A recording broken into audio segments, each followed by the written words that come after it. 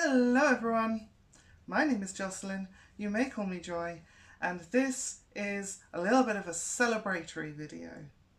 We did it! The Conservatives are out after 14 years. It's been rough, to say the least, for not just me but the whole country really. Yes, the UK election has happened. It's gone. I did the thing. I did my civic duty. I put my cross in the box. I got lost on the way to the polling station. That's another story all on its own. I didn't grow up around here. I don't know where the schools are. And it just so happened to be that this time they decided to put me in a school. It's like, Well, I didn't know which gate was the front gate. Yeah. But anyway, we did it. Conservatives have suffered a massive loss across the country. Jacob Rees-Mogg, gone. Bye. Don't want to see you again. Liz Truss, former Prime Minister for all of less than a month, gone, out, no more. Of course, the Prime Minister, Rishi Sunak, is no longer Prime Minister. Great, good. Can't wait to see the back of you. And in my constituency here,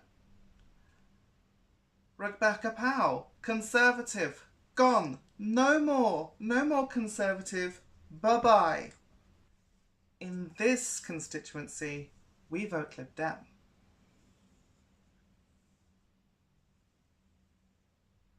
Let me explain a little bit about how the UK election works in case you are unfamiliar if you are watching from another country.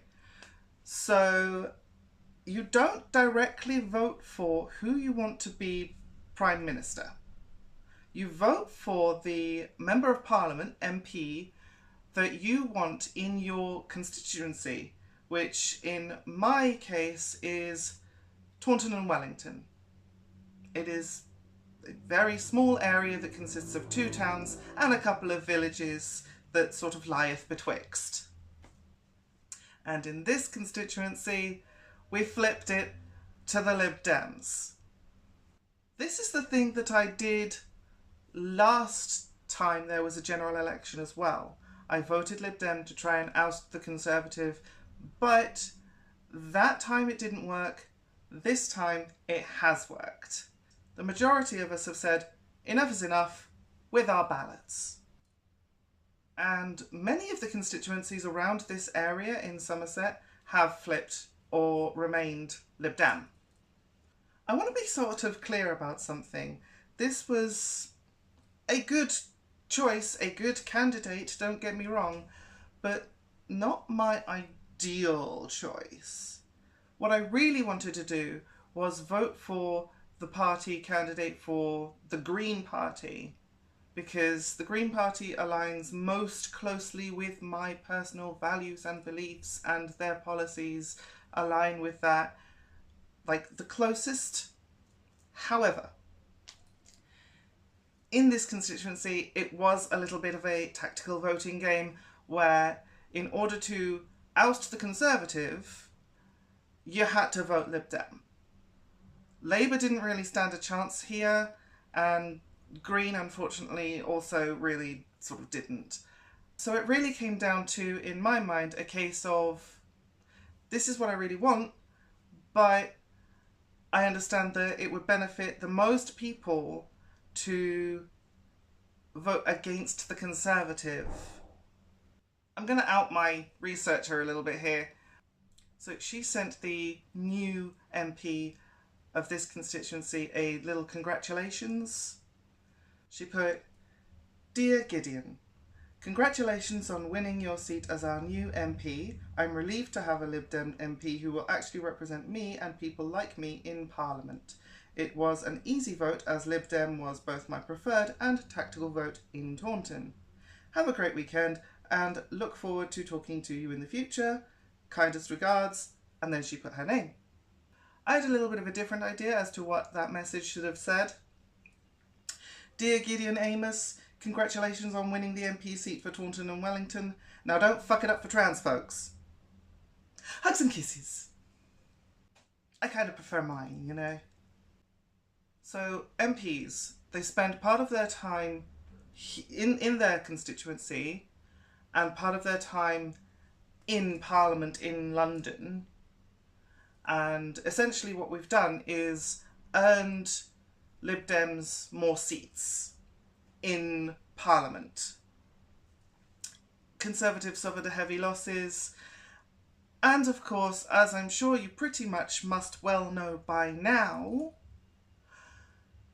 across the country, the party who got the most seats was in fact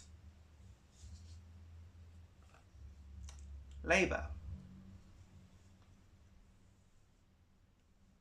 Which means we have a new Labour Prime Minister, that is Keir Starmer.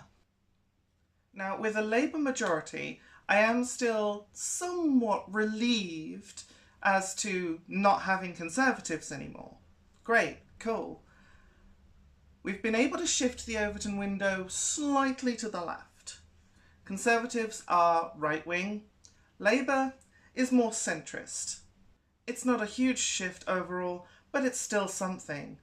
I'm fairly certain that some of the ridiculously awful ideas that were not only enacted but also proposed by the Conservatives will not come to pass now, and some of the things that they did in the past 14 years might even be revoked. You never know.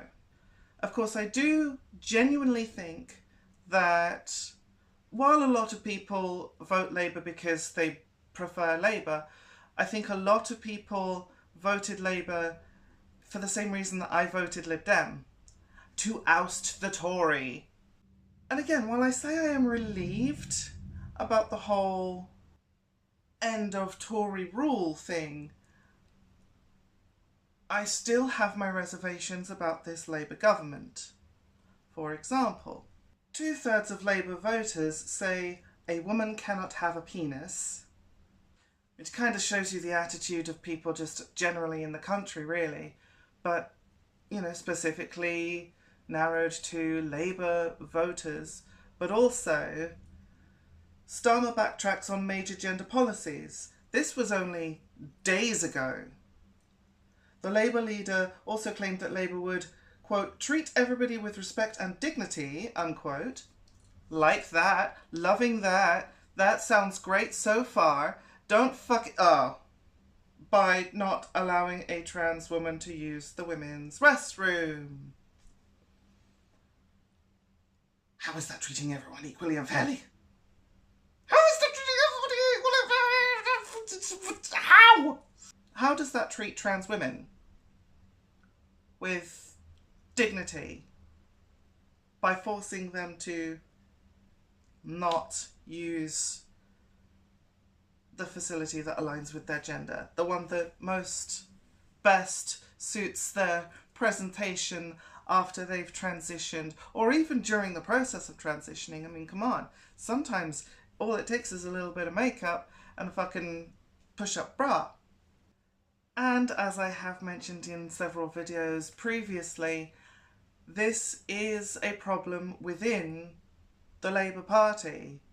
Like, there are several MPs who are Labour who are also TERFs.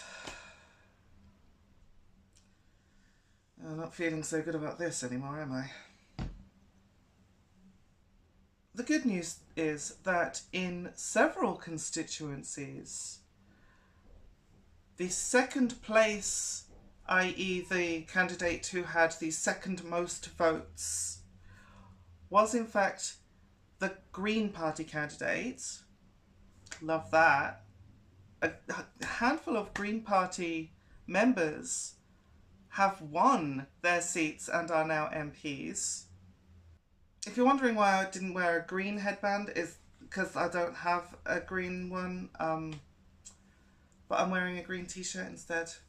Not for the reasons of political parties or anything, it's just because I saw this band last night and I went to support them. My personal hero, Jeremy Corbyn, who ran as an independent this election cycle, won his seat as well. Love that. Oh, but there's a catch. We need to talk about reform.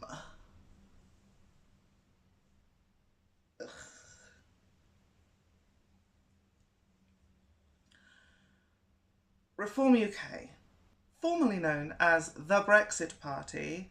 I have made a video about them several years ago. Otherwise known to most people as the Racist Party, also came second in several areas. The leader, Nigel Farage, won his seat in Clacton. And if you're not familiar with who they are, incoming explanation. I'll warn you now, it's bad.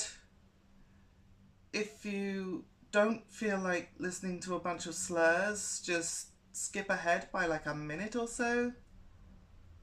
We've gone undercover inside Nigel Farage's Reform UK campaign in Clacton, and we recorded extremely offensive language, including this canvasser saying people seeking asylum should be shot. Get the young recruits there, yeah, with guns on the beach, target practice, to shoot them. Racist language was repeatedly used, here directed at the Prime Minister Rishi Sunak.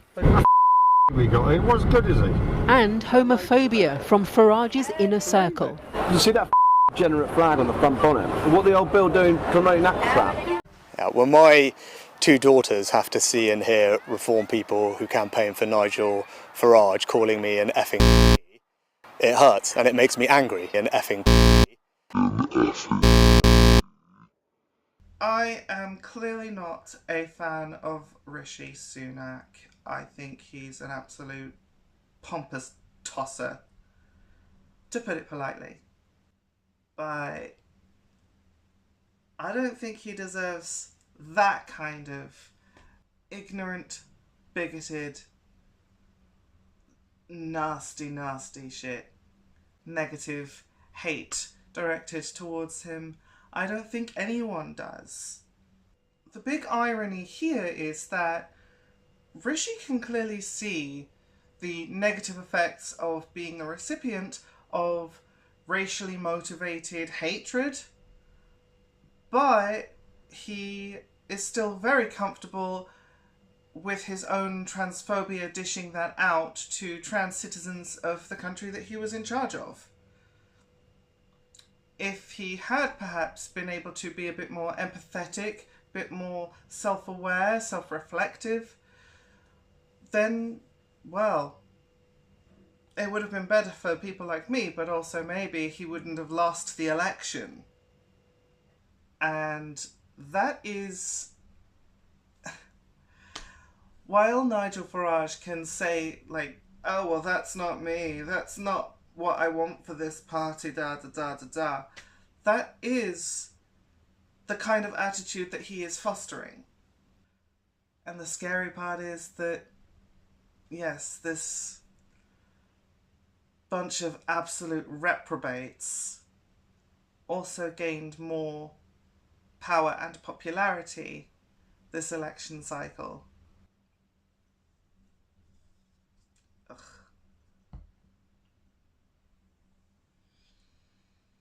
But anyway, that is where I think I will leave things for now. That's just a little bit of a recap of what's happened from the perspective of someone who lives in the UK. I do have to share that there is one Downing Street resident that made out of this looking fantastic. Absolutely cream of the crop, couldn't be better. And that's Larry, the Downing Street cat. We love Larry. Until next time, I'll see you. Non-binary is valid, goddammit. Bye. My reset. Oh, shush. I had a bit of a... Stop it! election. The word I'm looking for is election.